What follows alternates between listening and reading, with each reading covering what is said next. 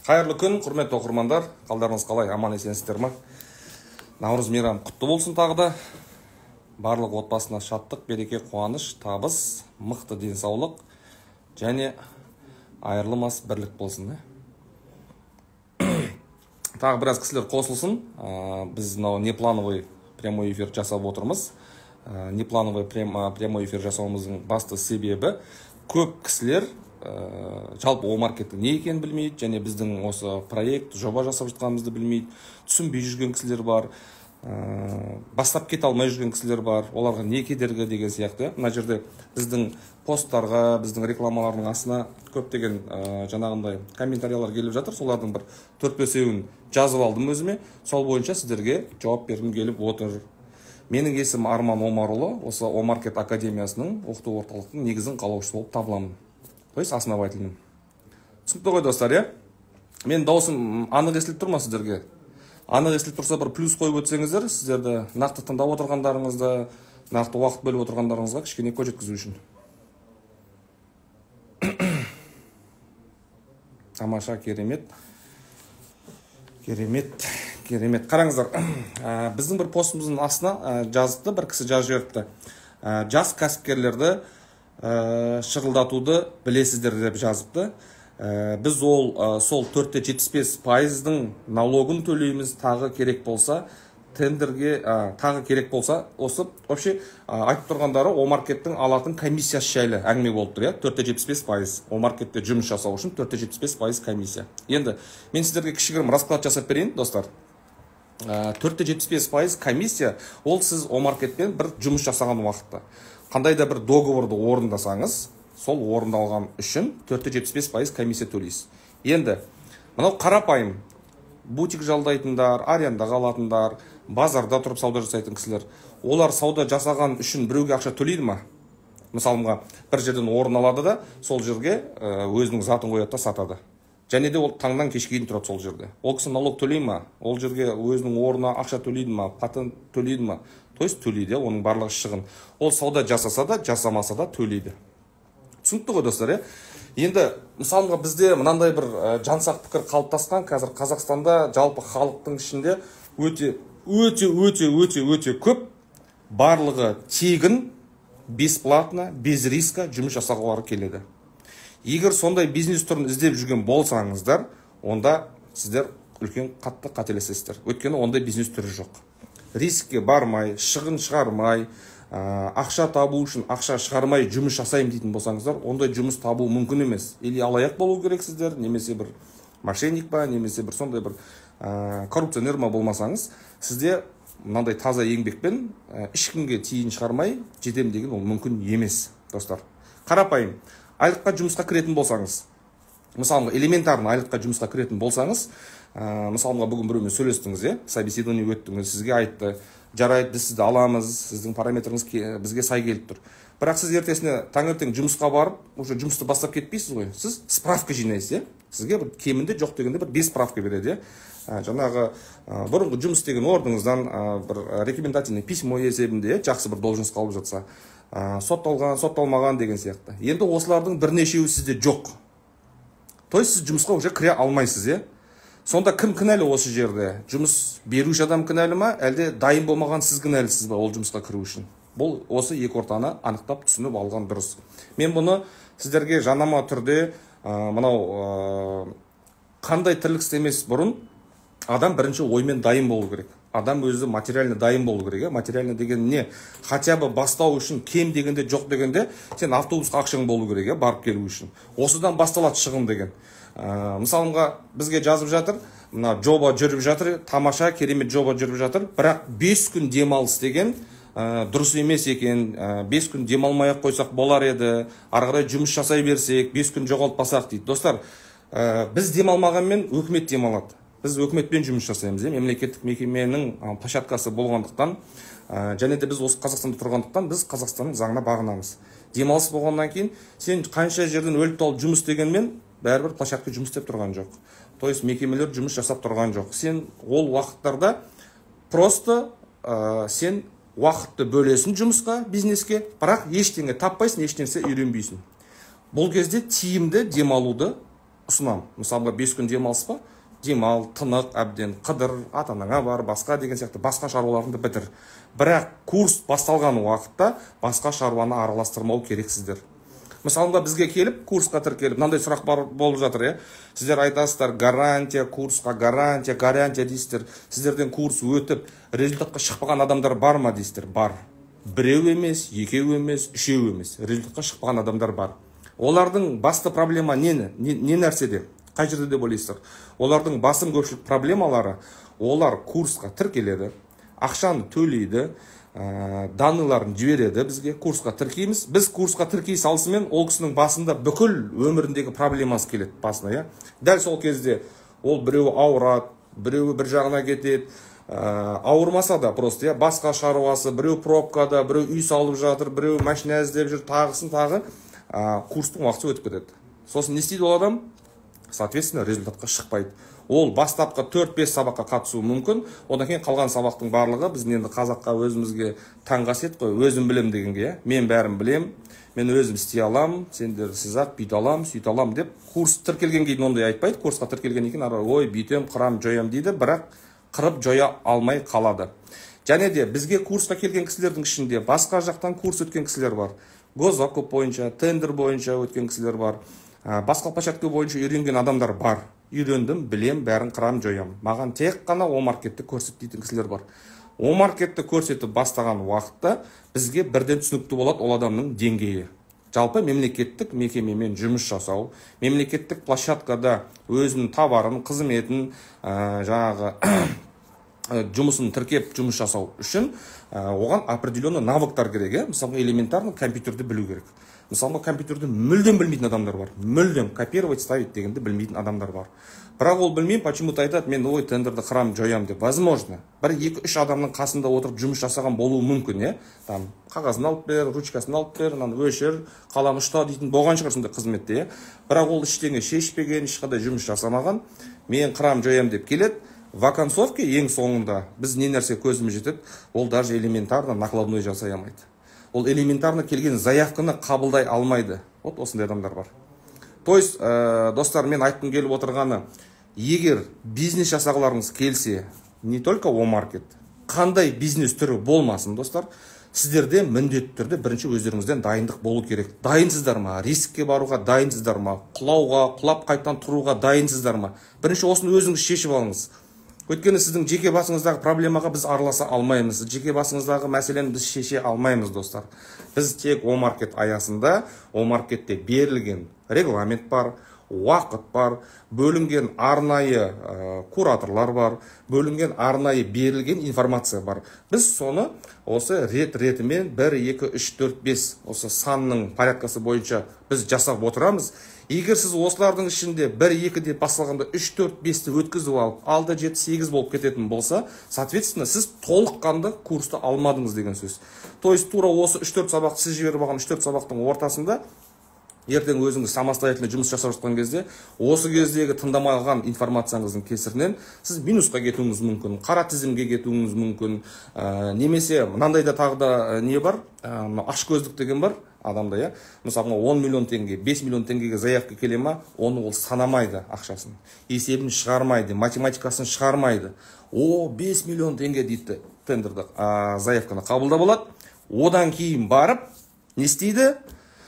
Іздейді, товарды табады, санайды, санаса, ол 5 миллион 500 мың теңге болып шығады, немесе 6 миллион теңге болып шығады, немесе 4 миллион 800 мың теңге болып шығады. Сосын не істейді ол адам? Ол адамның бірінші ойына түсетіні біз. Мен осылардан үйреніп едім, осылармен оқып едім, оңбағандар деп шығады. Сосын бізге жазады, бізге звондайды, айтады, ойбай, мен осындай заявка алдым, мен оны қойып бере алмаймын, мен ондай ақшам жоқ, мен ешқандай маржасы жоқ, табысы жоқ дейді. Кім кінәлі болған? Оған заказчик кінәлі емес, оған біз кінәлі емеспіз. Оған ол кісінің өзі бірінші сабырсыздық, кішкене сабырға салып, эмоцияға берілмей, үлкен сумаға келді ма, алақ-жұлақ етпей, отырып санау керек. Заявка қабылдау үшін 3 сағат уақыт бар. 3 сағаттың ішінде енді айтпаймын бір мемлекетті жаулап алуға болады деп. 3 сағаттың ішінде көп жұмыс бітіруге болады. Баяғы заман емес қой, телеграммаға барып, телеграмма арқылы сөйлесіп, қазпочтаға барып сөйлесіп. Телефон бар, интернет бар. 3 сағат жақсылап уақыт бөлсеңіз болғаны жетеді сізге 3 сағат уақыт. 3 сағаттың ішінде сіз уже түсінесіз, қабылдау керек па, қабылдау керек емес па. Нақты шешімге келмесеңіз де сізде уже эскиз, бір қандай визуальный түсінік қалыптасады сол товар бойынша. Енді ол товарды да сіз Омаркетке тіркегеннен кейін сізге заявка түсіп тұр. Қайдан алып тіркедіңіз ол товарды? Ол товардың егесі қайда, поставщигі қайда, магазины қайда, оның контактісі бар ма? Ол жоқ. То есть жұмыста салақ жасағаннан болады, элементарный нәрселер бар. Біз мысалы Омаркетті үйретеміз, өмір сүруді үйретпейміз адамдарға, Біз психолог емес, біз психологияны оқытпаймыз. Біз Омаркетпен жұмыс жасап, қалай тиімді, ұтымды табысқа шығуға болады. Біз соны үйретеміз. Біздің мақсатымыз сол, үйрету, көрсету. Өзімізде білеміз, өзімізде практикпіз, өзімізде дистрибьютормыз, өзімізде айналысамыз. Енді сіздер ойлайсыздар, біз мысалы сіздерге шыққан кезде тек жақсы жақтарын айтып жатырмыз, Ой, Омаркетте табыс көп, Омаркетте мұндай, Омаркетте сондай. Ол рас табыс. Бірақ осы табыс жетістіктерге шығу үшін миллиондаған бізде минустар бар, миллиондаған опыт бар, миллиондаған черный списоктар бар, көптеген қателіктер бар. Осылардың барлығын басымыздан өткізіп, миымыздан өткізіп, сүзгіден өткізіп барып, міне сіздерге көрсетіп айтып жатырмыз. Былай жасаңдар, былай жасаңдар деп. Курсқа тіркелесіздер, Омаркетке тіркелесіздер, бастайсыздар да артынан не істейсіздер, тастап кетесіздер. Егер тастайтын болсаңыздар, бастамаңыздар. Бірақ енді мынандай да кісілер болады, мен бастап көргім келеді. Егер менікі болса мен айналсам ары қарай, менікі болмаса мен қоя салам дейді. Ондай кісілер де бар. Әрине, ол да таңдау. Мысалға бізде осы Омаркетпен айналысу үшін келгенде бірнеше ондаған түрлі бизнестің түрімен айналысып көрдік, Біреу ұнады, біреусінен табыс болды, біреусіне табыс болғанмен, мысалға магазин дейік, продуктовый. Сен таңнан кешке дейін байлаулысың сол жерде. Бітті. Жыл 12 ай сен байлаулысың. Тура мал баққанмен бірдей. Таңда шығасың, кешке келесің. Басқа біреуді қоясың, ол обязательно ұрлайды. Танысыңды қоясың, ол ұрлайды. Жақыныңды қоясың, ол кемінде жоқ дегенде де бір штуктап, екі штуктап болса да алады. Ал өзің тұратын болсаң, еш жермен қатынаса алмайсың, еш жерге бара алмайсың. Өйткені продуктовый магазин деген бір күн жабық тұрса, өздеріңіз білесіздер, тамақтың срок годности дегені бар, анаусы бар, мынаусы бар.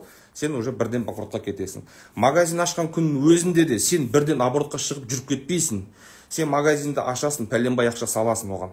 Ал енді өзің ойла, табыс тапқанға дейін сен табыс таппасаң да, саудаң болмаса да, сен арендаңды төлейсің. Сен рекламаңды төлейсің, таргетіңе жібересің, жаңағы патентің бар, төлейтін дүниең көп, сен әлі табыс тапқан жоқсың. Енді өзің ойла, Омаркетте мысалға жасаудың тиімділігі, саған склад керек емес, саған рабочилар керек емес, саған команда керек емес, саған таргет керек емес, реклама керек емес, Каспи, басқа Валбер сияқты саған штучный заказ бермейді. Бұл мемлекеттік мекеме болғандықтан, сіздің клиенттеріңіз, заказчиктер мемлекеттік мекемелер. Мектеп, садик, больница, акиматтың подразделениесі, су жылу дейді, көп қой. Мысалы, мәдениет үйі бар, әр қалада, аудан орталығында, село округтардың өзінде мәдениет үйі бар. Ол жерде адамдар қызмет жасай ма? Жасайды. Оларға керек па? Мысалы, элементарно, туалетный бумага керек па? Керек. Оларға моющие средства керек па? Керек. То есть, осы дүниенің барлығын магазинді ашып, магазинде байланып отырғаннан гөрі, сіз магазинің бар, адаммен келісіп, поставщикпен келісіп, оптовикпен келісіп, бағасын алып олардан прайстарын, өзіңіздің бағаңызды қойып, Омаркетке тіркей беріңіз. Ол үшін Омаркет сізден ақша алмайды. Омаркет сізден комиссия ұстайды, қай кезде ұстайды? Сіз бір мекемемен договорға отырған уақытта сізден комиссия ұсталынады. Бірақ осы кезде договор расторжение деген болады. Мысалға, заказчик өзі договорды аннулировать етіп жіберуі мүмкін, отказға кетуі мүмкін. Сіз әлі товарды апармай жатып, мысалға, белгілі бір себептермен. Ондай кезде сізден ұсталған комиссия қайтады ма, қайтпайды ма? Міндетті түрде қайтады, достар. Ол комиссияның ақшасы қайтады. То есть сіз договорға отырғанмен ешқандай жұмыс жасалынған жоқ қой, сіздің счетыңызға ақша түскен жоқ, ешқандай оборот болған жоқ. Соответственно, комиссияңыздың ақшасы қайтады.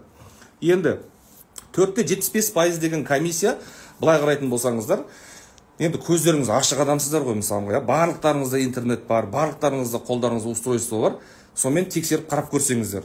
Қазақстандағы маркетплейстарды. Мен әлемді қоспай ақ қойын, бүкіл әлемді айтпай ақ қойын, өйткені біз Қазақстанда тұрамыз, Қазақстандағы маркетплейстермен жақсылап керемет жұмыс жасап алсақ та жетеді бізге. Енді сол маркетплейстармен солардың комиссиясымен біздің ол маркеттің комиссиясын салыстырып көріңізші. Осында отырған кісілер бар ма? Басқа маркетплейспен жұмыс жасап жүрген кісілер бар ма? Не өтірік айтып отырсыз дейді. Енді мен сөзім өтірік болса, сіз неге тыңдап отырсыз? Тыңдамай шығып кетпейсіз ба? Егер сенбейтін болсаңыз. Маркетплейс, басқа маркетплейспен жұмыс жасайтын адамдар бар ма, достар?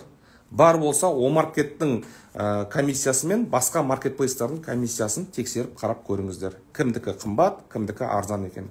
Әрине 4,75% деген аз ақша емес, бірақ ол жерде өзінің пороговый суммасы бар. Мысалымға, 10 миллион теңгеге сізге заказ келді дейік, допустим, 10 миллион теңгеге. Енді 10 миллион теңгенің 4,75%-ын кім тез, математикадан кім күшті? Есептеп көріңіздер, қанша сумма шығады? 4,75% дегеніміз. Почти 500 мың теңге ақша, грубо округленно. Сіз 500 мың теңге комиссия төлемейсіз.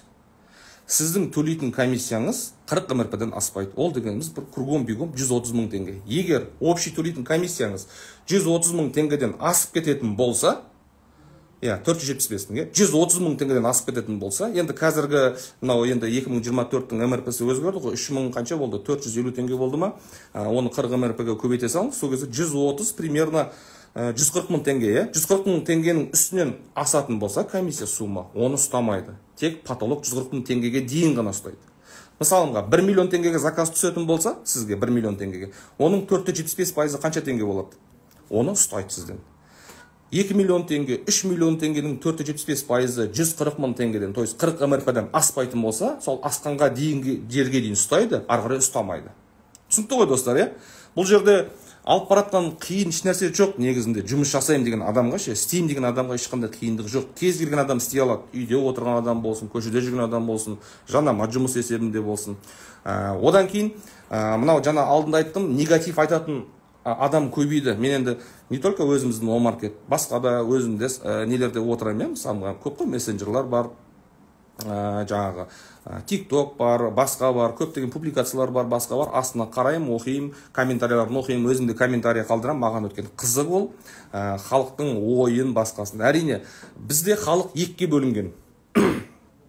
Қандай? Біреуі жаңағы орынды болсын, орынсыз болсын, әзілкеш адамдар, Кез келген нәрсеге адам өліп жатса да, қиналып жатса да, әзілде прикол ұстап отырады. Екінші категориядағы адамдар, олар негатив.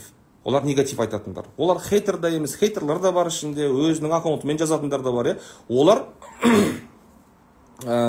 негатив айтады. Олар бір ғана в одностороннем порядке ғана ойланатын адамдар.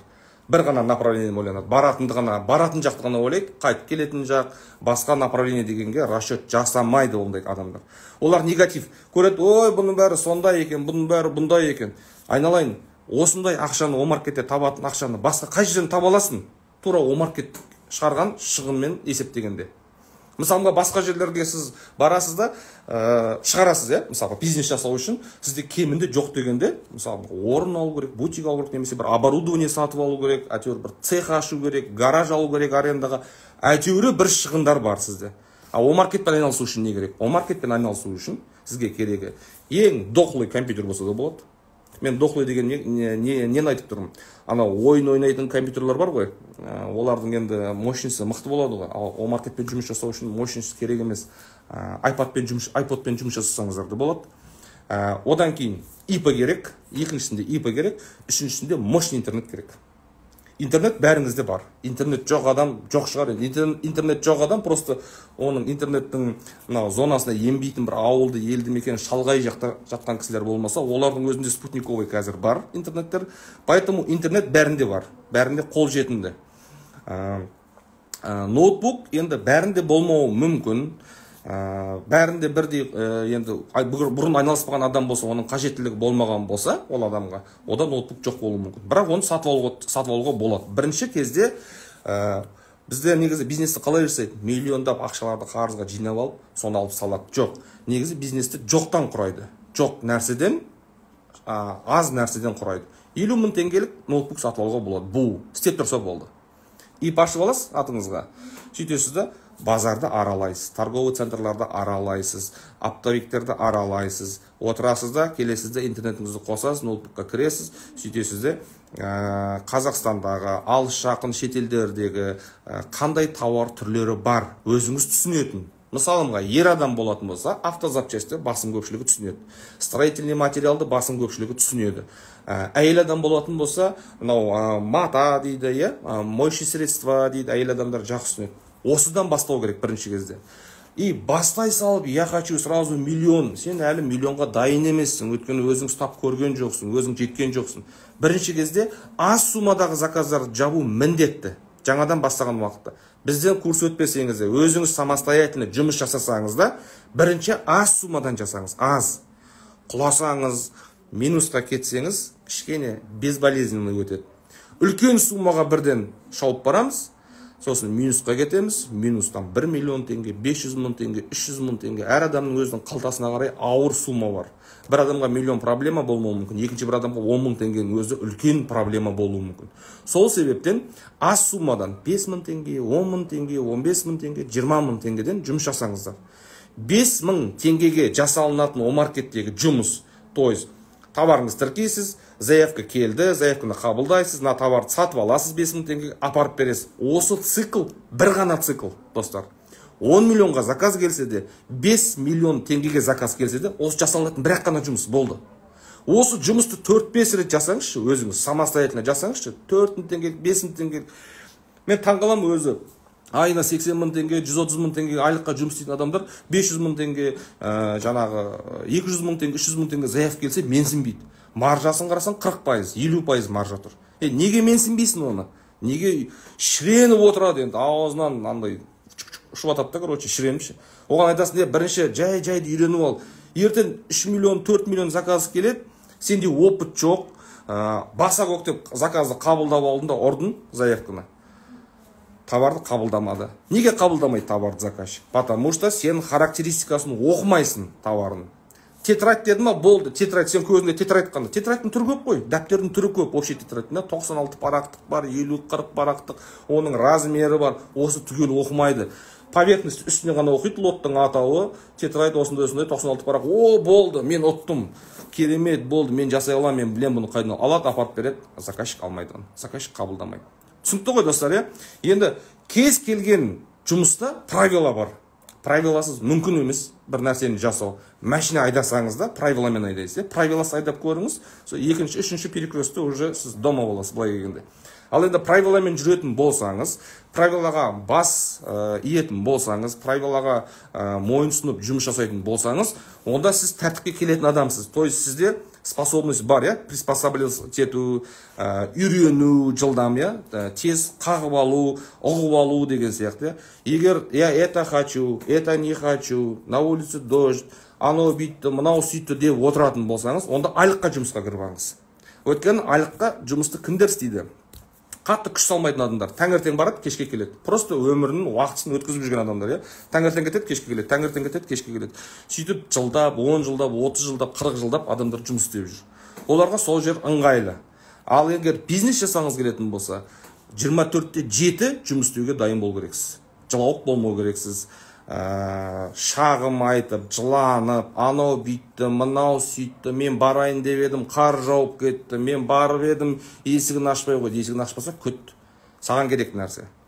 То есть бұл бизнестің мәселесі сондай, достар. Бизнес ашқанда тоже оңай нәрсе емес. Бірақ осы Қазақстандағы жүріп атқан бизнестердің ішіндегі ең тиімдісі о-маркет. Мен бір шамасын зерттедім.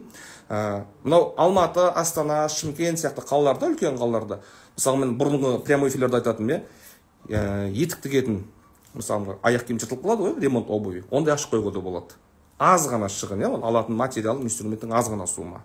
Ертең Құдай сақтасын, пожар болып, бірдеңе болатын болсаң, үлкен қатты минусқа кетпейсің. Кішкентай ғана саған бір 5 квадрат метр жетеді. Саған сол жерде отырып жұмыс жасауыңа. Немесе дөнерхан ашып қоюға болады, оған да көп шығын кетпейді. Бірақ ол да шығын, байлаулы тұрасың, бір адам отыру керек сол жерде. Ашқаннан кейін бірден 4-5 точкасын ашу керек. Немесе жаңағындай Қытайдан зат әкеп сатуға болады, B2B, B2C секторға сатуға болады. B2G емес, бізде енді B2G о-маркетте. B2C, B2B-ға сатуға болады. Қарапайым адамдарға бутик ашып қой, үйіңді склад қылып қойды, үйіңе товарды әкел, заказ бойынша қабылда, Пиндодан заказ ал. Бірақ, достар, бұл жерде де өзіндік рисктер бар. Өйткені адамдар Пиндодан заказ бергенде үйіне, мысалға, маған мысалы мына телефонның поставкасын қойып отырмын, маған бұдан 100 штук керек емес, бірақ қана штук керек. Мен бірақ штук қана сатып алдым. Мен айтып жатқаным бизнес болмайды деп жатқан жоқпын. Болады, бұның барлығын жасауға болады Қазақстанда. Бірақ шығыны мен рискі көп, өте. Шығын мен риск көп. Сен сауда жасасаң да, жасамасаң да сен төлеп отырасың ондай жерде. Ал мына О-маркетте мен зерттеп өзім, қазір уже 4-ші жыл болды ма, зерттеп қарап отырғам. О-маркетте саған склад керек емес, рабочий керек емес, саған таргет жіберудің қажеті жоқ, реклама жіберудің қажеті жоқ. Сенде 18 мың дайын заказчик отыр, 18 мың дайын клиент отыр сені күтіп. Қашан мен затымды әкеп береді, қашан добросовестный поставщиктер келеді, қашан мен сұраған товарымды әкеп береді деп отырған адамдар бар, клиенттер. Ол клиенттің барлығы мемлекеттік мекеме. Жана кейін қосылған кісілерге де айта өтейін, мемлекеттік мекемені не екенін білмейтін адамдар бар. Ол кімдер дейтін бар. Немесе бір ограниченный ғана ойда мектеп, садик қана деп ойлайды. Мемлекеттік мекеме, мектеп, садик, акимат, дом культура, ол әрбір облыс орталығында, аудан орталығында, село, округтарда бар. Ол жерде адамдар өмір сүреді, ол жерде адамдар жұмыс жасайды, таңнан кешке дейін. Оларға жана қайталап айта өтейін, туалетный бумага керек. Адам жүрген екен керек қой, кіріс бар жерде шығыс бар деген сияқты. Туалетный бумагадан бастап, автозапчасть, стройматериал. Мысалға, сіздерге бір сұрақ қойыңызшы, достар. О-маркетпен нақты айналысып жатқан адамдар бар ма осы прямой эфирде отырған? Нақты товар тіркеп қойдым, мені айналысып жатырмын. Менде мынандай категорияда товар деп жазыңыздаршы, кішкене бір разбор жасап өтейік. Алдағы уақытта қандай сезон келе жатыр? Қандай товар тіркегеніміз дұрыс алдағы уақытта, мысалы, алдымыз көктем, енді көктем басталды. Алдымыз жаз келе жатыр, жазда не болады, күз деген сияқты, қысқа қарай. То есть біздің осы аккаунттың өзін бір айналып қарап шықсаңыздар, ол бастан осы 4 жылдан бері жасап жатқан. Сол жерде барлығы айтылған түгел. Көктемгі уақытта строительный материалдарды көбірек салыңыздар. Енді строительный материал болған кезде, оның ішінде тағы да бір өзінің фишкалары бар, Мен тіркелдім, бірақ толық білмеймін дейді. Енді бірінші шаг бар, главный, тіркеліп көрдіңіз, мен айналысқым келеді дейді. Енді достар, тағы да бір момент, қандай навык керек адамға? Коммуникация керек. Товар тіркедім, бірақ заказ жоқ. Так, қанша товар тіркедіңіз? Бірінші сұрағым. Және екінші сұрақ, қанша түрлі товар тіркедіңіз? Тамаша, мен госзакуптың план закупкаға қарап товар қойып жатырмын дейді. Тамаша, ол да жақсы фишка екен. Мен 1000 миллионер қатысушым дейді. Тамаша, керемет. Ассалаумағалейкум, оразан қабыл болсын, қалың қалай дейді. Аллаға шүкір, уағалейкум ассалам, Аллаға шүкір, бәрі жақсы. Қараңыздар, жаз келе жатыр, жазғы уақытта строительный материалдарды тіркеңдер деп жатырмын сіздерге. Енді строительный материал деген енді өте обширный не ғой, енді былай келгенде, оның ішіне не жатады? Енді оның ішіне не тіркеген дұрыс? Әрине біз ең бірінші нені түсінеміз? Біз соны тіркеуге тырысамыз. Мысалымға, левкаспен айналысқан жігіттер болса, олар бірден Алинексті қайдан арзанға алуға болады. Алинексті алып жаққаннан кейін оған тағы не керек, наждачкасы керек, оның өзінің жаңағы лентасы бар, бумажный скотч дейді. То есть осының ішінде, достар, бумажный скотчтың ішінде тек қана строительный материалдың ішінде тек қана бумажный скотч емес, достар. Тек қана кірпіш, немесе тек қана труба, немесе тек қана ағаш емес, осылардың ішінде жеңіл, көлемі кішкентай заттарды тіркеңіздер. Строительный материал тіркей беріңіздер, бірақ басым көпшілігі, жаңа айтып жатқаным, бумажный скотчтан бастап, кисточка бар ішінде, краска кішкентай болғанмен ол ауыр келеді, ертең оны доставкамен жіберетін болсаңыз, ол үлкен көлемде орын алады. Сол себептен оны арнайы краскамен айналысатын мекемелер бар, олар сонымен айналыса берсін. Сіз жаңағы маркер дейді, ішінде шуруп дейді, олардың барлығы кішкентай көлемдегі заттар. Түсінікті ғой, достар, Жұмыс жасайық деген адамға ештеңеде кедергі бола алмайды дейді. Осыны бәрі түсінбейді ғой, осынша. Немесе біледі, түсінгісі келмейді, немесе түсінбейді, действительно. Енді мен де соны айтып жеткізе алмаймын. Саламатсыз ба, можно, пожалуйста, поподробнее, откуда товар берем, где ищем дейді. Товарды сіздерге айтып отырмын. Бірінші очередь базарды қараңыздар. Екінші очередьте оптовиктер, үлкен қалада болсаңыз торговый центрларды қараңыз. Неге? Өйткені ол жақтарда акция болып жатады. Бір моменттер болатын болса, акция болып жатқан кезде бір определен товардың партиясы сіздің ол маркетте көріп жүрген бағаңыздан едәуір төменде болса, ақшаңыз болса, сатып алып қойсаңыз болады. Бұл да бір фишка, мысалы, сатып алып қоя саласыз, орныңыз болса, сол товарды тіркейсіз де, ол маркеттің ішіндегі бағамен шығарып қоясыз, ертең заказ келген уақытта сіз сатасыз. Аз уақыттың ішінде үлкен ақшаға кенелуге болады. Ондай да бір вариант бар. Одан кейінгі вариант міне интернет пространство. Кез келген товарды интернетте тугистан бастап Фейсбукқа дейін қарап шығыңыздар. Қандай мессенджер бар, Инстаграм бар ма, арнайы специальный сайттар бар, компаниялар бар, интернет-магазиндер бар. Осыны іздемейсіздер ғой. Сөзін шынында іздемейсіз, іздегілеріңіз келмейді ғой. Бір 2 сағат, 3 сағат уақыт бөлесіздер күніне. Шаршадым, қойш, болды деп тастайтын адамдар бар. Үйтетін болсаңыз бастамаңыз. Жоқ, мен қайтпайым, жол көрсет, мен табысқа шыққым келеді, айына 1 миллион теңге тапқым келеді, айына 1,5 миллион теңге тапқым келеді. Жоқ, мен айына уже 1 миллион тауып жатырмын ол маркеттен. Қалай мен 3 миллионға шыға аламын, не істесем болады дейтін адамдар бар. Бір кісілер бар, тіркеген товар 500 товар тіркеген, бірақ товарының ең қымбаты 25 мың теңге. Товарының ең қымбаты 25 мың теңге. Неге маған 5 миллиондап заказ түспейді?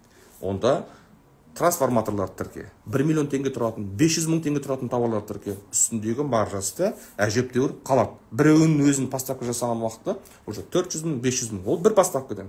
Енді осыны 10 рет қайталауға болады ғой? Болады қайталауға. 2 айдың ішінде, 1,5 айдың ішінде. Сіз үстіндегі маржасын өзіңізге табыс қылып ала аласыз. Одан кейін тағы бір басты мәселе, достар, математикамен дос болыңыздар.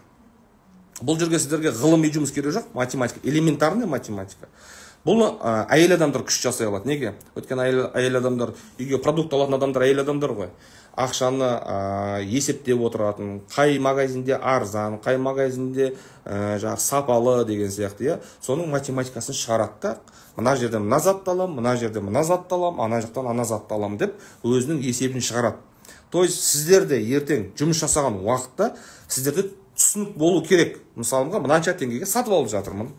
475% комиссиясын төлеймін, 3% өкіметке налогым бар төленетін.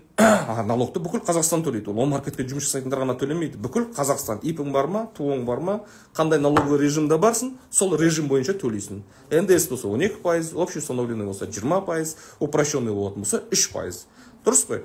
Оборот болған жағдайда төлейсіз. Оборот болмаса нулевоймен жабасыз. Бітті. Болды. Өкіметте жынды емес қой, саған қараптан қарап ақшаны бер, төле демейді. ИП аштың болды, налог төлей бермейсің. ИП ашқан уақытта сен налогты оборот жүрген кезде төлейсің.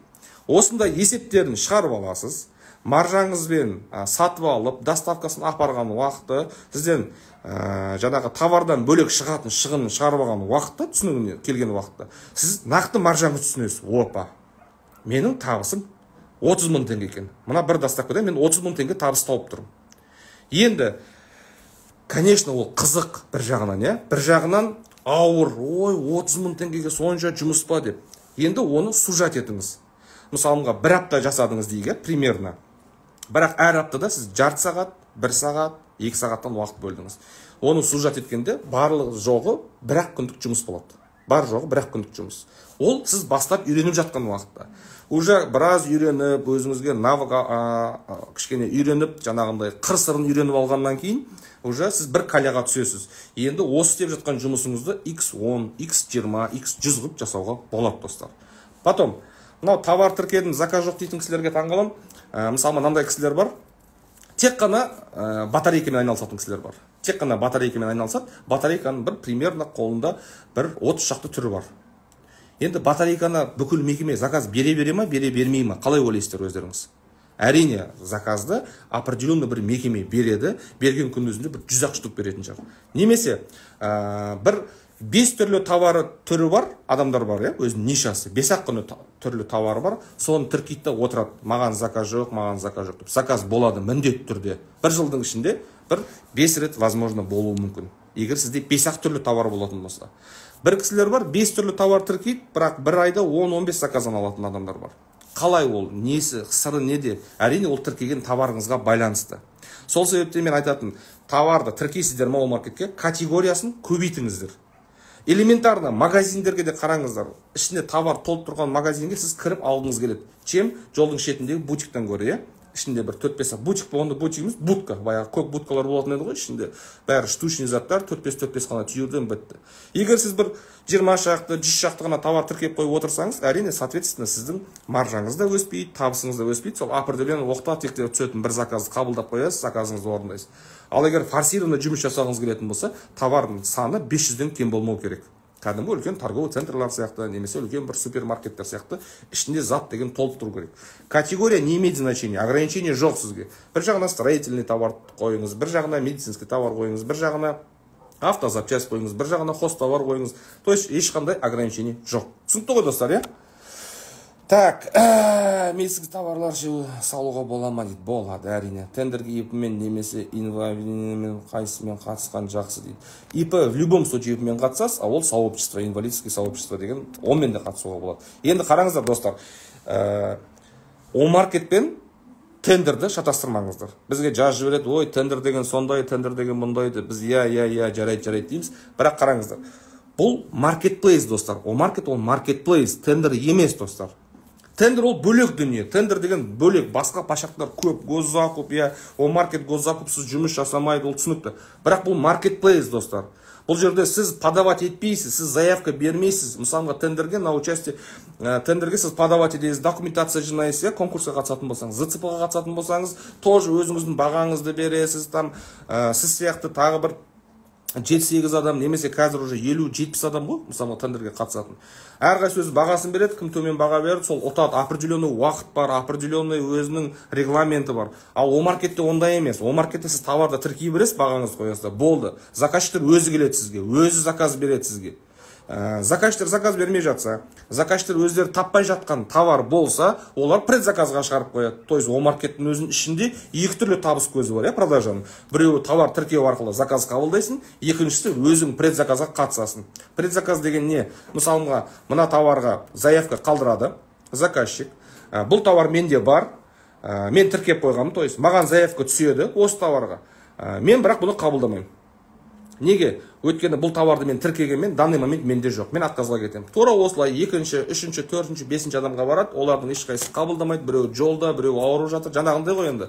Салақ жұмыс істейтіндер бар, жалқауланатындар бар, шамал 5-10 тиын тапса сразу шіреніп шығатындар бар, жұмыс істемей. И осының барлығы ешкім қабылдамағаннан кейін бұл товар қайда барады? Предзаказға шығады. Енді ар жақта 7-8 адам отыр. Бұл товары бар, бірақ оған заявка түскен жоқ. Ол предзаказдан көреді, өзінің бағасын береді, ұтып алады. То есть бұл екінші түрі, Омаркетте товар тіркеу арқылы және предзаказға қатысу арқылы өзіңіздің саудаңызды көтере аласыз. Бұның барлығына не керек? Ең бірінші, адамда жігер болу керек. Адамда ақша табуға деген құштарлық болу керек. Адамда настойчивость деген болу керек. Бастағаннан қайтпайтын. Құласа да қайта тұрып жүгіре алатын. А не таким образом, я құлап қалдым, ойбай, анау болды, мынау болды, басым ауырды, сен маған қарамадың, мен саған қарамадым деген сияқты лишний андай жаңағы эмоцияға берілетін, жаңағыдай жалысны түр жасайтын, елді жалысқа давить ететін, постоянно мынандай попрощайничество, қайыр тілеп отыратын, алақан жайып отыратын позицияда бизнес жасай алмайсыздар, достар. Оны сразу тоқтатып тастау керек. Сразу тоқтатып жауап тастаңыздар, өйтіп жасамаңыздар жұмыс. Бизнес жасайсыздар ма, барлығына өзіңіз жауаптысыз. Тек қана білмейсіз ба, білетін адамдарға қосылыңыз. Білетін адамдарға тек қана көрсет, научи, покажи. Осындай позицияда болсаңыздар, сіздерде результат неизбежен. Міндетті түрде результат болады. Түсінікті ғой, достар, мынау так, халықпен жұмыс жасау қиын екен дейді. Сабырлық бере көрсін сіздерге дейді. Оңай емес, халықпен жұмыс жасау, оны бастаған адам ғана түсінеді. Бізге ерігіп жазатын адамдар да бар. Неге жаздың десең, айтады, ерігіп жаздым, ішім пысқаннан жаздым деп, ол жазғаны екінші, үшінші адамның психологиясына влиять етуі мүмкін. Біз осындай хейтерлардың ішінде үшеуін, төртеуін ұстап алдым мен, іздеп жүріп, өзінің жолдары бар, ұстап алып тұрып, оларға бірақ әрине енді қатыгез жауыз емеспіз, біз бизнестің адамымыз, бізге ондай керек емес біреуді жазалау басқа деген сияқты. Бірақ ол жаңағы жігіттердің есін жидырдық. Біреу қыз баласы екен, даже аузына келген оттап жазып отқан, бізді танымайды, вообще о маркеттің не екенін де білмейді. Бірақ өзі қатты алданған екен, басқа бір жерден біреудің бір сетевойға кірген ба, ақша төлеген, оны алдап кеткен. Теперь ол отыр, бүкіл интернет пространстводағы осындай жұмыс жасап отқан адамдардың барлығын аузына келген оттап жазады екен. Вакансовке ол ұсталады. Алдағы уақытта заң шығады, осылай жұмыс жасап, таза еңбек етіп отырған адамдарға, осылай астында жазатын адамдардың ұстау, жазалау туралы заңы шығады, достар, Алла бұйыртса. Сол үшін хейт етіп отыратын, ерігіп отыратын, не әкесі шешесіне пайдасы жоқ, не еліне пайдасы жоқ, не біреу тұрмақ өзіне пайдасы келтіре алмай жүрген адамдар, ол қоғамға қауіпті адамдар. Ол действительно солай. Ешкімге көмектесе алмайды. Жарайды, көмектеспесең көмектеспе, пайдаңды бермесең берме. Хотя бы зияныңды тигізбе. Хотя бы біреуге зияныңды, бір жаман уыңды шашпа. Қолынан келсе үндемей отыр, тіліңді тістеп, ешкімге жаман сөз айтпа. Істеп жатқан адамдар өсеп. Одан кейін тағы мынандай нәрсе бар, біздің өзіміздің қазақтың қанына сіңген, ол іштарлық, көреалмаушылық деген нәрсе бар. Ол енді не только айдалада, интернеттің ар жағында, экранның ар жағында, ол қасымыздан да көреміз ондай адамдарды, ағайыннан да көреміз, достан да көреміз, басқадан да көреміз. Ондай адамдар бәр жерде бар. Ондай адамдардан қолдарыңыздан келсе, аулақ жүріңіздер. Араласпай кет деп жатқан жоқпын, аралас, бірақ алыстан ұстанып жүріңіздер. Аяғынан тартатын, жамандықты көретін, сені негативке шақыратын, ұрысқа айқайға шақыратын адамдардан алыс болған дұрыс. Жалпы осы прямой эфирді бастан аяқ көріп отқан адам болса, адам түсінеді. То есть сіз о маркетпен жұмыс жасау үшін сізге тек қана мынандай тактика, тек қана правила емес, жалпы сіз өзіңізде дайын болу керексіз. Өсуге, ақша қабылдауға, ақша алуға, миллиондар таққыңыз келе ма, бірінші кішкене жақты дайындау керек, өзіңіздің ортаңызды дайындауыңыз керексіз. Самолет қай жерге қонады? Самолет аэропорты бар жерге қонады. Ақшада кімге қонады? Сол ақшаға лайық адамға қонады, соған жұмыс жасап отқан адамға қонады. Мына жағыңызда миллиондар жоқ болатын болса, ол сол миллион сізге келіп қонбайды. Түсінікті ғой, самолет аэропорт жоқ жерге қонбайды, аэропорты бар жерге қонады. Ақшада табыс та, байлық та бәрі соған лайық, дайын болған кезде қонады. Егер сен сұрасаң, тілесең Алла тағаладан, маған 5 миллион теңге ақша, немесе 5 миллион теңгедегі бір дүние зат керек дейтін болсаң, сразу саған проблема жібереді. Обязательно бір қиындық жібереді. Сен соны шешпейінше, сол нәрсе келе береді ғой саған.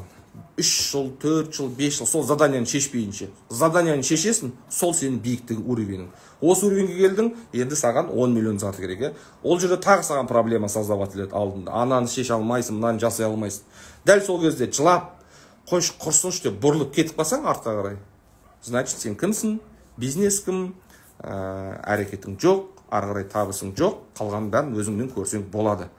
Әрине, енді адамдар, біз жақсы көреміз ғой, құлап жатып, жанымызда өтіп бара адамнан көру, сүрініп жатып, артымызда жүрген өзіміздің көзімізбен көрмей қалған адамдардан бәле жапқанды, енді кез келген адамның басында бар шығар ондай жағдай, бірақ қайткенмен де белгілі бір жұмысты бастап тірлік жасау үшін адам негатив дегеннің барлығын алып тастау керек.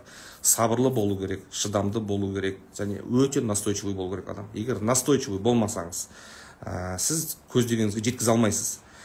Одан кейін коммуникация деген міндетті түрде керек нәрсе. Пойызда жүрсіз, самолетте жүрсіз, обязательно танысыңыз, адамдармен сөйлесіңіз, кафеге бардыңыз, басқа базарға бардыңыз ба, танисыз ба, танымайсыз ба, амандасып сөйлесіп жүрген сізге тиімді, сізге пайдалы. Ол адам сізде жүрген товармен айналысатын шығар. Ол адам сізге керек бір затты бар шығар ол адамды. Сөйлесу арқылы, байланысқа түсу арқылы сен өзіңнің кругозорыңды ашасың. Ішінде на выбор. Одан кейін кімде қандай әрекетте жасайды, кім қандай бизнес түрінде жүр, мына адамнан қандай совет алсам болады, мына адамнан бір нәрсе үйренсем, мынауынан айтса, мынауынан көрсетсе, осының өзі уже общей совокупности. Бұның өзі саған бір, қалай айтсам екен, бір энергия саған күш береді. Опа, мынау былай екен, мынау былай екен деген сияқты көз жеткізіп түсінесің. Сөйтіп алға қарай жүріп жұмысыңды жасай берсең болады. Түсінікті ғой достар, иә? Мына астыңғы жақта көп товарларда шектеу бар. Сондай жағдайға қалай жетсек болады? Сертификат қалай аламыз заводтардан? Заводтардың өзінен аласыз сертификатты. Өзіңіз айтып тұрсыз, заводтардан қалай аламыз? Заводтарға жазасыз. Мен сіздің товарыңызды осында интернет площадкада, мемлекеттік маркетплейста сатқым келіп отыр. Определенный ауданға, регионға маған дистрибьюторство немесе дилерство беріңіз, мен сіздің товарыңызды сатайын, ары қарай жазсаңыз болады, под реализация деген сияқты өзіңіздің условияларыңызды, қалай сізге жұмыс жасаған ыңғайлы солай жазып беріңіз. Онда тұрған ешнәрсе жоқ. Ол адамдарға да сондай адам керек шығар. Мысалымға, достар, о маркетті білетін адамдар, сіздерге тағы бір фишка айтайын. Сертификат жоқ, көп товарларға шектеулер қойылған, ақшам болмай қалып жатыр, қалай істесем болады деп. Онда ақшасы бар адаммен жұмыс жасасыз. Товары бар адаммен жұмыс жасасыз. Торговый точкаларда жұмыс жасайтын адамдар интернет площадкада отырып товар сатуға бейімделмеген, достар. Енді қазір осыған оборот келе жатыр. Сіздер осылардың біріншісі бола аласыздар. Бұрын мен 2012-2013 жылдары тендерді бастаған уақытымда көк тиын жоқ қалтамда қалай жұмыс жасадым? Мен товары бар кісілерге барып, давайте мен сіздің товарыңызбен тендерге участвовать етемін. Ұтып, жұмысын жасап берем, маған общий суммадан 5% бересіз. Немесе мен ұтып берем, жұмысын өздеріңіз жасайсыздар, полностью доставкасын маған 2% бересіздер. Басында әрине ешкім келіскен жоқ, ешкім сенген жоқ, жас балаға кім сенеді мысалға, танымайтын адамға. Бір кісіні үйтіп көндірдім, ақырын заттарын алып қойып сата бастадым тендер арқылы. Одан кейін мен сол базарда, сол рядтың құдайы болдым, былай айтқанда. Мен барсам, басында менсінбейтін ешкім. Кейін уже мен барсам, Арман, давай назад қойып сатып жіберейік, назад қой. Ол кезде конкуренция жоқ, ол кезде қойдың, қандай товарға қойдың, қандай бағамен қойдың, сонымен кеттің, ұттың да алдың, жасай бересің, болды. Қазіргі уақытта тура солай сіздерді о маркет арқылы жасай аласыздар. Жаңа мысалға строительный магазин, оның ішінде строительный магазин ішінде тек лампочка сататындар бар, иә? Лампочканың миллион түрі бар ғой. Мекеменің бәріне лампочка керек па? Керек. Олар түйірлеп заказ бермейді мекеме лампочкаларға. Одан кейін сантехнический заттар, иә? Сантехниканың заттары, смесительден бастап, ішіндегі жаңағы отводтары бар, жаңағы темірі бар, пластик трубасы бар, олардың өзінің ішінде бөлінеді категория, оларды да осындай сататын, айналысатын ағайын, таныс, тәте, көкелерің болса, барыңдар да келісіңдер. Болмаса, танысыңыз болмаса, барыңыз да танысыңыз. Напрямую кіріңіз, шығасыз, барасыз, қорқатын ешнәрсесі жоқ. Ешкім ол үшін басыңыздан бір пермейді, немесе біреу күлмейді сіздің бетіңізге қарап. Күлетін адам күле берсін, ауру адам өз үшін ауру. Сіз барасыз да танысыз, айтасыз. Мен осындай о маркетті білесіз бе? Мен осыдан навыкым бар, жұмыс жасай аламын. Міне мен о маркет кабинетім, мынандай заказдарды орындадым. Мынандай заказдар түсіп еді, мен қабылдай алмадым, потому что ақшам жоқ, тағысын тағы, кішкене уайым көп. Мен сіздің товарыңызды сатып берейін, мен сіздің атыңыздан участвовать етейін о маркетке, сіздің ақ ипіңізбен қатысайын деп, агентский договорға отырбасаңыз болады сол адаммен. Сөйтіп сол адамның товарын сатып отырып, екі ортада өзіңіз маржаңызды алсаңыз болады. Біреудің ипсі, біреудің товары, біреудің ақшасы, жұмыс сіздікі. Енді сіз бір ғана мекемемен, қалай айтсам, бір прилавкадағы отырған адаммен келісіп алдыңыз сөйтіп, иә? Енді осындай 1000 прилавка бар ғой, былай қарайтын болсаң, сол қаланың өзінде. Бір 10 шақты, 20 шақты кісінің товарын алып, о маркет арқылы сатып, табысқа шығып жүрсеңіздер болады, достар. Әрқайсысына 2%, 3%, 5%бен келісіп алып. Доставка о маркетте бар. Бұрын мысалға доставка деген болмаған. Бұрын накладнойды біз отдельно печатывать етіп, апарып жіберетінбіз. Білетіндеріңіз бар шығар, бұрыннан айналысқан адамдар, накладнойды жасаған уақытта біз арнайы қағазға жасап аламыз. Печатывать етеміз, отдельно о маркеттің товарын бір саламыз, сосын бақына товарды бір саламыз, мені договорды. Кейін бұл тиімсіз болғандықтан, біз жерден хаттама жазып, қаржы министрлігіне, қаржы министрінің атына, сөйтіп накладнойды электронды қылып өзгерттік. Әрине оны ешкім білмейді, біз өзгерткеніміз, оған ықпал болғанымыз, біз осының бастамасын жасағанымыз. Бірақ бұл көп деген Қазақстанда осы мемлекеттік мекемемен жұмыс жасап атқан, мемлекеттік площадкамен жұмыс жасап атқан поставщиктерге өте тиімді жұмысты біз атқарған болатынбыз, достар. Білмейтін болсаңыздар, біліп жүріңіздер. Жақсы ма? Так, дистрибьюторлар тіркеп қойған товарлармен не істеуге болады? Ешнәрсе істей алмайсыз. Ол дистрибьютормен тіркеп қойған дистрибьюторствосын алу керек. Ассалаумағалейкум, спорт товарлар сатуға бола ма дейді. Спорт товарлар сатуға бола ма емес, спорт товарды міндетті түрде сату керексіздер. Неге? Спорт товарлар кімге керек? Мектепке де керек, садикке де керек, реабилитационный центр дейді, мекемелерге де керек. Өте көп мекемелер бар, спорт тауарларды сатып алатын. Мысалға мемлекеттік мекемеге қарайтын өте спорт кешендері өте көп. Мысалға, татамидан бастап, білетін шығарсыз, спорт тауарына айналыссаңыз, татамидан бастап, доптан, ракетка, теннис, барлығын мемлекеттік мекеме сатып алады. Сертификатыңыз дайын ба? Товарыңыз тіркеңізді смело сата беріңіз. Так, спасибо большое, теперь все понятно, дейді. Аллаға шүкір, әйтеуір біреуге пайдам тисе. О-маркетке ЭЦП арқылы тіркелеміз бейді. Әрине ИП арқылы тіркелесіздер. ИП немесе ТО арқылы. Бірақ, достар, О-маркетпен жұмыс жасау үшін бірінші уақытта міндетті түрде госзакупқа регистрация жасайсыз. Одан кейін барып О-маркетке регистрация жасайсыз. Одан кейін госзакупты тариф активировать етесіз. Ол жылына бір рет төленеді. Смотря қандай сумаға қатысасыз. 1 миллион деңгейінде қатыссаңыз 1 МРП, 3450 теңге. 10 миллион деңгейінің қатысатын болсаңыз 10 МРП. Жылдың қай мезгілінде төлесеңіз де, ол декабрьдің, то есть желтоқсанның 31-не қарай, 31-не ғана жарамды. Мысалға, сіз қазір төлесеңіз, декабрьдің 31-не дейін қатыса бересіз.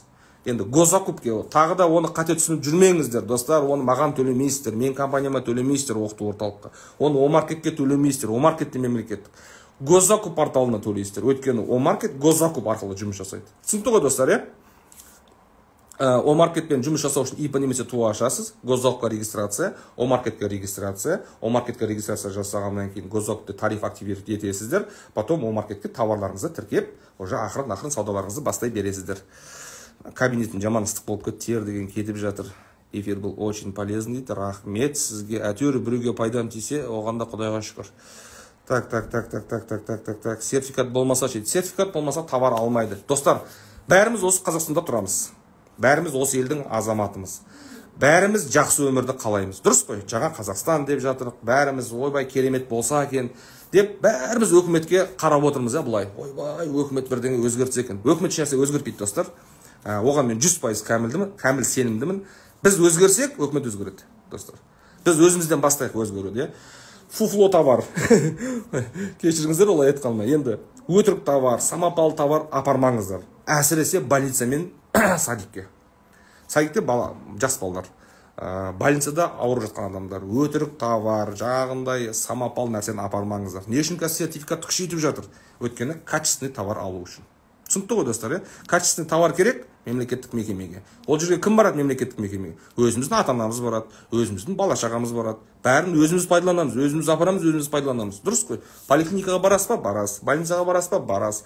То есть сіздер өздеріңізден бастау болу керек. ИП ашпай қалай жұмыс жасауға болады дейді. ИП ашпай жұмыс жасай алмайсыз. Нұр Жамал ханым. ИПсіз жұмыс жасай алмайсыз мемлекеттік мекемемен. Мен тендермен айналысамын. Танысым О-маркетке кір деп жатыр. Бірақ жақсылап үйрететін адам таппай жүрмін. Себебі қандай сабақ сатып алсам да ақша алғанша, басқаша ақша алған соң басқа адамға айналып кетеді дейді. Түсініктірмін, енді әрине аузы күйген адам үрлеп ішеді, біреуден таяқ жеген адам екінші адамнан қорқып тұрады дейді. Ол заңдылық нәрсе. Әрине, енді өмірдің барлығы алаяқтардан тұрмайды, өмірдің барлығы тек нашар ұрылардан тұрмайды, жақсы адамдар бар. Енді оған жету үшін сізден сондай шығын шығу керек болған шығар. Сізге жақсының қадірін білу үшін жамандықты көру керек болған шығар. Енді әр адам өзінің жеке басындағы өмір ғой. Мысалға, біз қолымызда бар нәрсені қадірлемейміз. Бізде қолымызда тұрған бәрі бар күшті нәрсені біз қадірлемейміз. Біз қай кезде қадірлейміз? Жоғалтқан уақытта қадірлейміз. Немесе қиындық көрген кезде, білейін, мынауым дұрыс еді ғой деп, сол уақытқа қадірлемей жүріп, қиын нәрсені көрген кезде біз қадірлей бастаймыз. Түсінікті ғой, достар, элементарный нәрселер, которые білеміз, бірақ мойындамаймыз. Вот мойындау керек. Сол үшін ізденіңіз, қараңыз, жақсы жерді іздеңіз, О-маркетті оқығыңыз келе ма, түсінгіңіз келе ма, жазыңыз бізге, біз сізге үйретеміз, көрсетеміз. Результат керек па, результатқа да шығарамыз.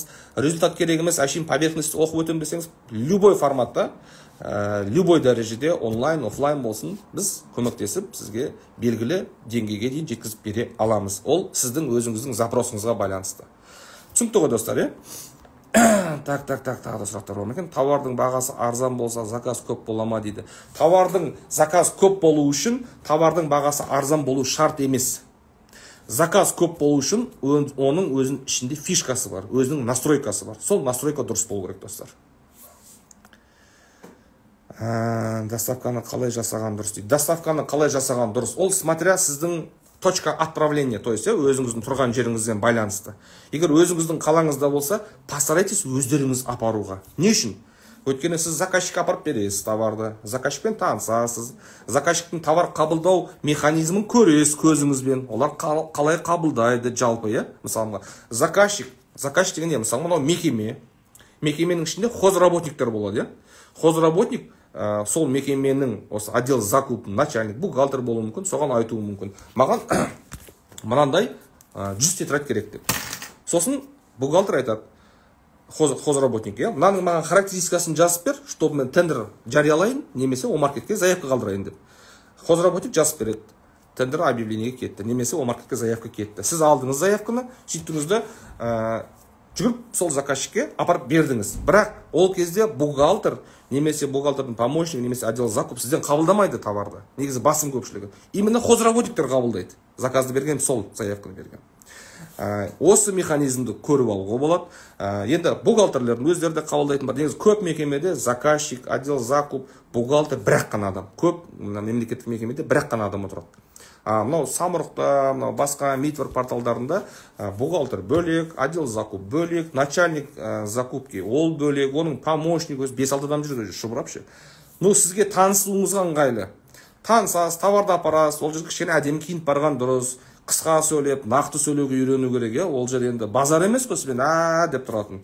Ол жерде сіз товар апарғанда дұрыс сөйлесуге. Және сразу бірден сұрасаңыз болады. Қазір март айы бітіп жатыр, наурыз айы. Апрель айында қандай товарлар керек болады сіздерге? Қандай товар іздеп жатырсыздар? Немесе қандай товар таба алмай жатырсыздар? Мүмкін мен тауып о маркетке тіркеймін, сіз товарыңызды таба аларсыз, возможно, сол жерден. Бұл заңға қайшы емес, достар. Бұл заңға қайшылық деп саналмайды. Өйткені мемлекеттік мекемелердің барлығы осы 4 жылдан бері көзі жетті. О маркеттің өте тиімді, товарды жылдам әкелуіне, жылдам қабылдауына өте тиімді. Ал енді госзакуп бойынша правиласын білесіздер, объявлениеге шығады, ол 8-10 күн тұрады, одан кейін 5 күн ішінде договор, ары қарай 15 күнде бастап 1 ай уақыт өтіп кетеді. Ал о маркетте товар тіркедің, ертең заказ түсті, алдыңды апарып бердің, бір 10-15 күн ішінде сен әңгімең шешілді. Заказчик те өзінің проблемасын шешті, сен өз проблемаңды шештің. Бұл заңға қайшы емес, достар. Өйткені заказчиктер көптеген товарларын о маркет арқылы таппай жатыр. Неге?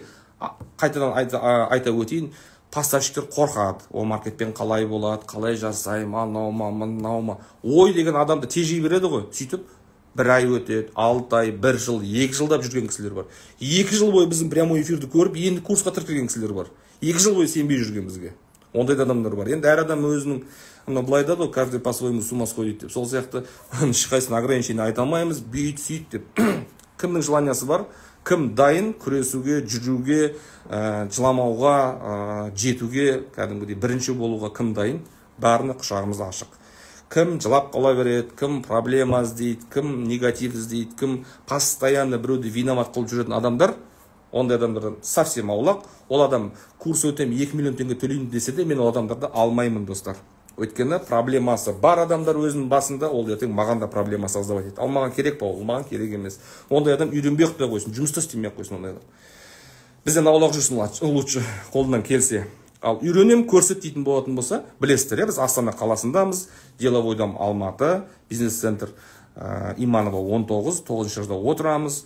Кез келген мынау негатив, немесе көңілі толмай жүрген, қиналып жүрген адамдар болса, келіп осында офиске бізбен танысып, сөйлесіп айтсаңыздар, біз сізге разбор жасап, қалай не істеу керек екенін айта аламыз. Түсінікті ғой, достар, ешқандай қиындық болмасын. Так, 1 миллион теңгеге дейін тариф алып, госзакуптен о маркет миллион жоғары заказдар түсе ма? Енді элементарный сұрақ, өзіңіз ойлаңызшы енді. Өзі миллионға дейін допуск беріп тұрған болса, миллионнан заказдар түскенмен сіз қабылдай алмайсыз, оны жасай алмайсыз. Түсуін түседі, бірақ жасай алмайсыз сіз оны. Ары қарай орындай алмайсыз. Түсінікті ғой, сіз орындау үшін сіздің тарифіңіз төленіп тұру керек. Енді элементарный мысалы қалай айтсам екен, 2 куб машинаға мініп алып, 2 объем машинаға мініп алып, 5 кубтың кайфын ала алмайсыз ғой, 5 кубтың машина. Тура сол сияқты нәрсе ғой, элементарный нәрсе. Түсінікті ғой, тоймен жасауға бола ма дейді. Әрине болады. ешқандай проблема болмай ма дейді. Күйеуімде туы бар, неактивный бірақ дейді. Но это не проблема, неактивный, активный, то есть приостановленный ғой мен түсінуім бойынша. Оны қайтадан іске қосу керек. Сосын налоговый режимнен қате кетпеңіздер. Бастапқы бірінші жұмыс жасап жатқан уақытта Қазақстан ішінде болатын болса, алатын товарыңызда басқа упрощенный режиммен жұмыс жасаңыздар. 3%, иә. Егер шетелмен жұмыс жасайтын болсаңыз, шетелден товар алатын болсаңыз, НДС жақсы, 12%. Өйткені шетелмен жұмыстардың барлығы через НДС арқылы жүргізіледі. Бірақ зачем сізге приостановленный болып тұрса, туы лучше? ИП ашып, ИПмен жұмыс істегеніңіз жақсы ғой. Так, черныйға салам алейкум дейді. Алейкум ассалам. Госзакупта черныйға кетіп қалып, омаркетпен жұмыс жасай аламын ба? Егер бір тендерный площадкадан қара тізімге енген болсаңыз, ешқандай тендерный площадкада жұмыс жасай алмайсыздар. Ешқандай тендерный площадкада. Түсінікті ғой достар, е? Біз Астанадамыз, Саудбаева Орбигүл ма? Енді қате оқсам айып етпейсіздер, мына жерде латынша кім қалай оймен жазылғаны. Саудбаева. Біз Астана қаласындамыз, Деловойдом, Алматы. Я келіп оқсаңыздар болады, офлайн форматта, куратордың қасында, шайыңызды алып, отырып, терлеп отырып, куратормен бірге Асылзат ханым осында Астанада смело оқып, бір-екі заказды алып, курс барысында түсініп, жаңа айттым ғой, кішкентай суммада 1-2 саяқын алыңыздар. Арғарай немножко фантазия еуіма болды, болған ғылым еш нәрсе керек жоқ. Маған өндіруші сертификаты керек, қалай алам дейді. Сұрақ түсініксіздеу, бірақ мен примерно түсініп көрейін. Егер сіз өндіруші болатын болсаңыз, атамекенге дамуға барасыз, сол жақтан өндіретін дүниеңізді айтасыз, олар өздерінің требованиясын айтады, соответственно, бір төлейтіндері бар, анаусы бар, ауы мен бауы бар, сол жерден аласыз. А егер өзіңіз өндіруші болмасаңыз, онда өндірушінің өзінен аласыз. Түсінікті ғой, Так. Алматы облысындағы адресті айтып жіберсеңіз дейді. Біз Алматыдағы кураторымыз қазір демалысқа кеткен болатын. Алматыдағы адресіміз әзірге нақты жоқ, бірақ Алматыда Алла бұйыртса алдағы уақытта нақты адресімізді шығарып қоямыз. Сол жерден барып оқып көрсеңіздер болады.